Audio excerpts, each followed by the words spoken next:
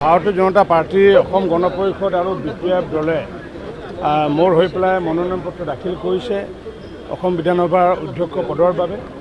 আৰু যেহেতু মাননীয় মুখ্যমন্ত্ৰী ডক্টৰ হিমন্ত বিশ্ব শৰ্মা যেহেতু আমাৰ দলপতি আৰু গতিকে দলপতি হিচাপে তেখেতে যিদিনাখন কাউন্সিল অফ মিনিষ্টাৰ ঘোষণা কৰিছিলে সেইদিনাখন ঐতিহাসিকভাৱে বা ব্যতিক্ৰমী ৰূপত সেইদিনাখনে মোক NDAৰ অধ্যক্ষৰ প্ৰাৰ্থী হিচাপে নাম ঘোষণা কৰিছিলে। সাধাৰণতে যিটো নেকি পূৰ্বতে দেখা পোৱা নাযায়, পূৰ্বতে যেতিয়া অধ্যক্ষৰ প্ৰাৰ্থী হিচাপে মনোনীত কৰে কাউন্সিল অফ মিনিষ্ট্ৰী গঠন হোৱাৰ পিছতহে কৰে, কিন্তু এইবাৰ 4গৰাকী মন্ত্ৰীৰ নাম ঘোষণা কৰাৰ লগতে মোৰো নামটো প্ৰাৰ্থী ঘোষণা কৰিছিলে।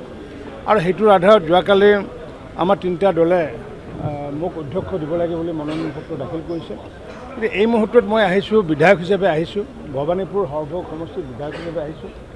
এতিয়া তেওঁলোকে ভিতৰত কি কৰিছে মই নাজানো, গতিকে মোক যিহেতু মাননীয় মুখ্যমন্ত্ৰীয়ে টুইট কৰিছিলে, টুইটৰ আধাৰত মই আমাৰ যি সংখ্যা আছে সংখ্যাৰ আধাৰত মই ভাবোঁ যে পূৰ্বতো মই অসম বিধানসভাৰ যিহেতু অধ্যক্ষ দায়িত্ব আছিলোঁ বিনা প্ৰতিদ্বন্দ্বিতাৰে, আৰু এইবাৰো সেই প্ৰস্তাৱটো আহিলে হয়তো বিনা প্ৰতিদ্বন্দ্বিতাৰে অধ্যক্ষ দায়িত্ব পাম বুলি হয়তো মই হয় স্বাভাৱিকতে ময়ো নিশ্চিত ওপৰত মই এইটো এটা ভালো লাগিছে, কাৰণ অসম বিধানসভাত এতিয়ালৈ দ্বিতীয়বাৰৰ কাৰণে কোনো অধ্যক্ষ দায়িত্ব লোৱা নাই।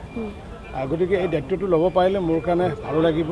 আৰু নিশ্চিত ওপৰত যিহেতু ৰাইজৰ বহু আশা আকাংক্ষা থাকে বিধানসভাৰ ওপৰত, পূৰ্বৰ পৰা বিধানসভাৰ যিখিনি ভাল আছে সেইখিনি ভালখিনি আঁকোৱালি লৈ মাজতে যি দুই চাইডে ক'ৰবাত যিখিনি বেয়া দেখিছিলোঁ সেইখিনি আঁতৰাই যাতে সম্পূৰ্ণ শুদ্ধ ৰূপত গণতান্ত্ৰিক ব্যৱস্থাৰে সকলোকে সমমৰ্যাদাৰে ৰাখি যাতে আগন্তুক দিনত যাতে সদন যাতে পৰিচালনা কৰিব পাৰোঁ তাৰ কাৰণে নিশ্চিত ওপৰত প্ৰচেষ্টা চলাম।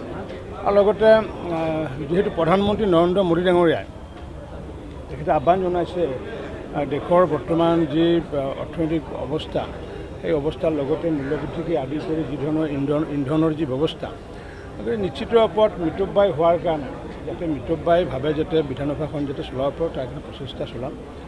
আৰু ময়ো যেতিয়ালৈ মোদী ডাঙৰীয়াই যি আহ্বান দিছিলে সেই আহ্বান যেতিয়ালৈ উদ্ৰ নহয় তেতিয়ালৈ অসম বিধানসভাত মই আহোঁতে নিজে খোজকাঢ়ি আহিম বুলি মই ভাবিছোঁ। গতিকে আজি যদি দায়িত্ব পাওঁ কাইলৈৰ পৰা মই নিজৰ বাসভৱনৰ পৰা খোজকাঢ়ি আহিম বুলি মই ভাবিছোঁ।